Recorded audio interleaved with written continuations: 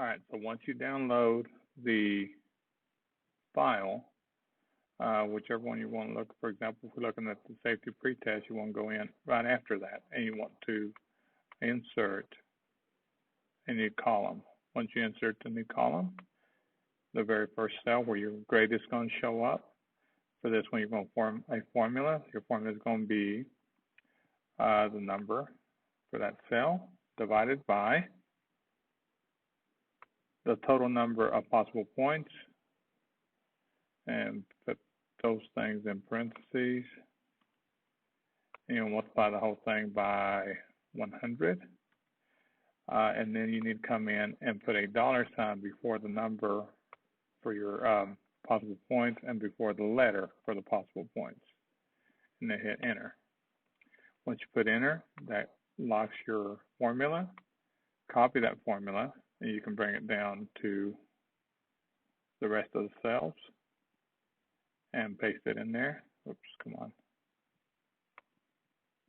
Paste. It should give you the percent right here. Now notice it gives you a bunch of ugly decimals. So what you can do, you can double click on that, format the cell. Once you format the cell, make it a number, and then reduce the number of decimals that you're showing. Enter. And it gives you your grade right there. Okay. So let's say we were doing the matter quiz. We're going to do the matter quiz. Come to that spot, insert a new column. It's the same steps we did a minute ago. Insert a new column. Right here where your grade is going to show up. Make that a formula. Formula is going to be equal to the number of correct divided by the number of possible, and close parentheses, and I'm going to multiply that by 100 and make it a percentage. Put the whole thing there in parentheses, and then you're going to put a $ in front of the 2 and $ in front of the letter.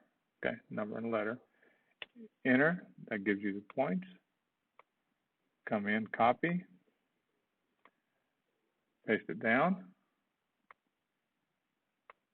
and it should give you all the grades. If you want to reduce the number of decimals, format the cell, make it a number cell, and reduce the number of decimals there, and that should give you the grade that you're looking for.